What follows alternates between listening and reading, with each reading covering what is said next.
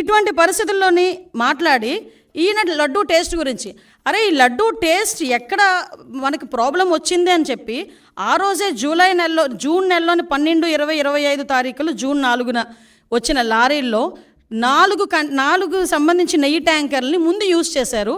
ఆ ముందు యూజ్ చేసిన నెయ్యి ట్యాంకర్లలోని ఆ నెయ్యి ప్రాబ్లంగా ఉందని ప్రతి భక్తుల దగ్గర నుంచి ఫిర్యాదులు అందిన తర్వాత మిగతా 4 ట్యాంకర్లకి మేము టెస్టులు చేపిస్తే ఆ టెస్టులు ఎన్డీడీబీ రిపోర్టుల ప్రకారం అందులోని కల్తీ జరిగింది, జంతువుల కొవ్వు కలిసింది అని చాలా క్లియర్గా దానిలో మెన్షన్ చేస్తే దాని గురించి అని చెప్పి మాట్లాడరా అంటే దాని గురించి మాట్లాడకుండా ఎన్డీడీబీ రిపోర్ట్లో డిస్క్లైమర్ గురించి మాట్లాడతారు. అక్కడే అతగాడి తెలివితేటలు బుర్రలోంచి మోకాల్లోకి వచ్చేసాయని సంగతి అర్థమవుతుంది. అరే డిస్క్లైమర్ అన్నది ప్రతి దానికి కామన్. అది నువ్వు తలనొప్పి డోలో ట్యాబ్లెట్ వేసుకున్నా కూడా డిస్క్లైమర్ ఉంటుంది, తెలుసా నీకు? ఒక ఏంటది, మనం ఎల్ఐసికి సంబంధించి ఏదైనా మనం ప్రీమియం ఏదైనా పెట్టుకున్నాం అనుకోండి, దాంట్లో కూడా కింద డిస్క్లైమర్ ఉంటుంది. నువ్వు ఎక్కడికి వెళ్ళి ఏ వస్తువు కొన్నా కూడా డిస్క్లైమర్ ఉంటుంది. ఆ డిస్క్లైమర్లో నాడేదో రాశాడని చెప్పేసి దాని గురించి మాట్లాడుతున్నావు. వీళ్ళు జరిగిన తప్పుని కప్పిపుచ్చుకునే ప్రయత్నం చేస్తున్నారు తప్పించి జరిగిపోయిన తప్పుని జరిగిందని ఒప్పుకోవడం కానీ దానికి క్షమాపణలు కోరడం కానీ జరగట్లే, అది కనిపించట్లే. ఆవిడ అనకూడదు కానీ స్పీకర్ పొజిషన్లో ఏం మాట్లాడతాడండి? ఆవట పామాయిలు ఈ సంబంధించిన ఆయిల్ ఫుడ్ ఎక్కువ తినేసిందంట, అందుకని ఆ వచ్చిన పాల్లోని అందులోకి వచ్చిన నెయ్యిలోని కూడా కొవ్వు కలిసిందట. ద గ్రేట్ జనరల్ సెక్రటరీ, అతను పెద్ద లాయరు, అతగాడు మాట్లాడతాడు పంది కొవ్వు రేట్ల గురించి మాట్లాడతాడు. అంటే వీళ్ళ తాలూకా స్థాయి, వీళ్ళ తాలూకా ఆలోచన పరిజ్ఞానం ఎలా ఉందో ఆలోచించండి. అంత కాస్ట్లీ పంది కొవ్వట ఈ నెయ్యిలో కలిపేస్తారా అని అడిగాడు. అంటే అతగాడి తాలూకా తెలివితేటలు ఇలాంటి వాడిని పెట్టుకుని చేశారు. దీవన్నిటికీ కూడా సిట్ ఏర్పాటు చేస్తే సిట్ కూడా సొంత మనుషులతో చేయించారు సిట్ అన్నాడు. లేకపోతే సాక్షి ఉద్యోగస్తులతో ఏమంటారా?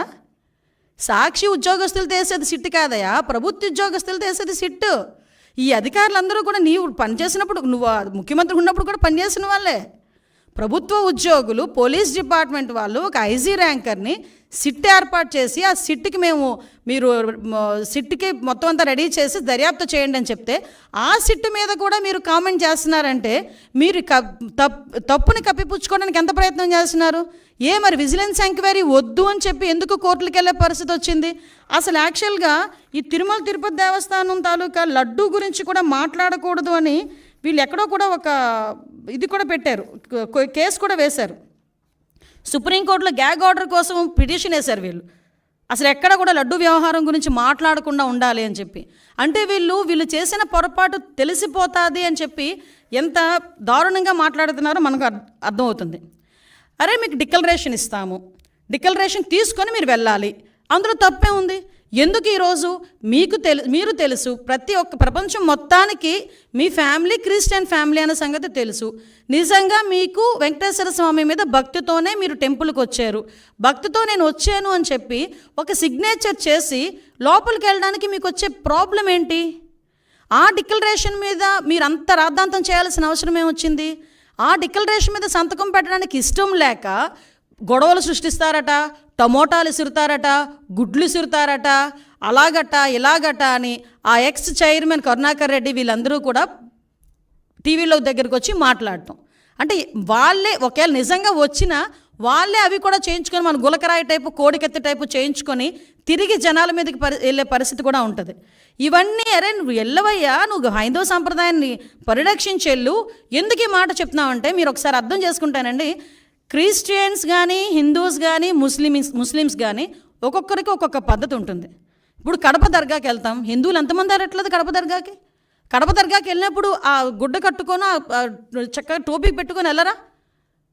అజ్మీర్ వెళ్తారు, ఎంతమంది అజ్మీర్ వెళ్ళరు? అక్కడికి వెళ్ళి వాళ్ళ సాంప్రదాయం ప్రకారం వెళ్తాం కదా. తమిళనాడులోని ఇటువైపు కొన్ని టెంపుల్స్ ఉన్నాయి, షర్టు తీసి వెళ్ళాలి, మగవాళ్ళు షర్టు తీసి వెళ్ళాలి, అక్కడికి అలాగే లోపలికి పంపిస్తారు. కొన్ని చోట్ల పంచికట్టు కట్టుకుని వెళ్తారు, అలాగే వాళ్ళ దగ్గరికి వెళ్ళాలి. నేను నమ్ముతాను కానీ నేను అలా వెళ్ళనంటూ ఊరుకుంటారా? అక్కడ సేమ్ ఇక్కడ అంతే. చర్చికి వెళ్తాము, మోకరిల్లించి ప్రార్థన చేయాలనుకుంటే మోకరిల్లించి ప్రార్థన చేస్తాము అక్కడికి వెళ్ళిన తర్వాత నువ్వు గౌరవం ఉంటే.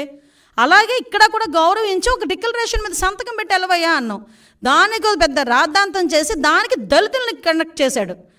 అంటే ఒక అతను చేసిన పొరపాటుని కులమతాల మధ్య విద్వేషాలు రెచ్చగొట్టడానికి ఏ రకంగా మాట్లాడుతున్నాడు. నాకే ఈ పరిస్థితి ఉంటే దళితులకి ఏ పరిస్థితి ఉంటే, అసలు దళితులు అన్న పదం నోట్లోంచి రావడానికి నీకు అర్హత లేదయ్యా. ఎందుకు చెప్తున్నానంటే, ఇదే తిరుమల తిరుపతి దేవస్థానం బోర్డు మెంబర్ల గురించి మాట్లాడుతూ నువ్వు ఒక మాట మాట్లాడు. చాలామంది రికమెండేషన్స్తో వస్తారు, సీఎం గారు రికమెండేషన్లతో వస్తారు, చాలా ప్రాశస్తమైన కమిటీ అది, ఆ బోర్డు అది అని చెప్పావు. మరి ఆ బోర్డుని ఒక రకంగా చెప్పాలంటే భ్రష్టు పట్టించడానికి 50 మంది సలహా మండలిని ఎందుకు పెట్టావు? నీకు విషయం చెప్పనా, అఫ్కోర్స్ అది కోర్టు కొట్టేసింది కాబట్టి పోయారు, కానీ నువ్వు ఇచ్చిన బోర్డులో కూడా 6గురికి నేర చరిత్ర ఉందని సాక్షాత్తు హైకోర్టు బయట చెప్పింది. నీకు ఇంకో విషయం తెలుసా, నువ్వు ఇచ్చిన బోర్డులో ఒక్కడు కూడా దళితుడు లేడు. నువ్వు ఈరోజు దళితుల గురించి మాట్లాడుతున్నావు. నీకు ఆ రోజే నీ చేతులతోనే టీటీడీ బోర్డు మెంబర్లకి దళితులకి ఇవ్వాలన్న ఆలోచన కూడా నీకు రాలే. మళ్ళా పైగా ఈరోజు దళితుల గురించి మాట్లాడుతున్నావు. మా హయాంలో మా బాలవీరాంజనేయ స్వామి గారు, మా మంత్రి గారు ఆ రోజు బోర్డు మెంబరు. ఇంకో విషయం కూడా ఇక్కడ ప్రస్తావించాలి కాబట్టి ప్రస్తావిస్తున్నా.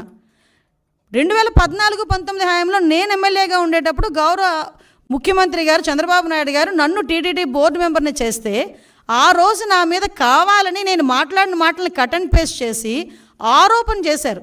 ఎలాంటి ఆరోపణలు చేస్తే ఆ ఆరోపణలు కూడా నేను ఒకటే, అతని ప్రాశస్తం తగ్గకూడదని ఆ రోజు మేమే బయటకు వచ్చి, అంటే దళితురాలనైనా నన్ను వెళ్ళనివ్వకుండా కూడా ఆ రోజు నీ పేటీఎం బ్యాచ్ అంతలాగా సోషల్ మీడియాలో రెచ్చిపోయి నా మీద రేణిపోని అబాండాలన్నీ వేశారు. మీరు అబాండాలు వేసినంత మాత్రాన నేనే వెంకటేశ్వర స్వామికి దూరం అయిపోలేదు కదా. ఆ రోజు దళితురాలను నన్ను కూడా వెళ్ళనివ్వలేదు, దళితులకి ఎవరికి పోటీ పెట్టనివ్వలేదు, కనీసం వాళ్ళకి ఇవ్వలేదు, దళితులకి ఎవరికి నువ్వు బోర్డు మెంబర్ ఇవ్వలేదు. ఈరోజు నువ్వు మాట్లాడుతున్నావు. నేను ధైర్యంగా చెప్తున్నాను, నేను హిందువుని. నువ్వు చెప్పగలవా? బయటకు వచ్చి చెప్పు. డిక్లరేషన్ మీద సంతకం పెట్టవయ్యా అంటే పారిపోయి ఇంట్లో కూర్చున్నావు. ఈరోజు నువ్వు మాట్లాడుతున్నావు దీని గురించి. ఇలాంటి విషయాలన్నీ కూడా ఒక్కసారి మనం కూడా, నేను ఒకటే చెప్తున్నా,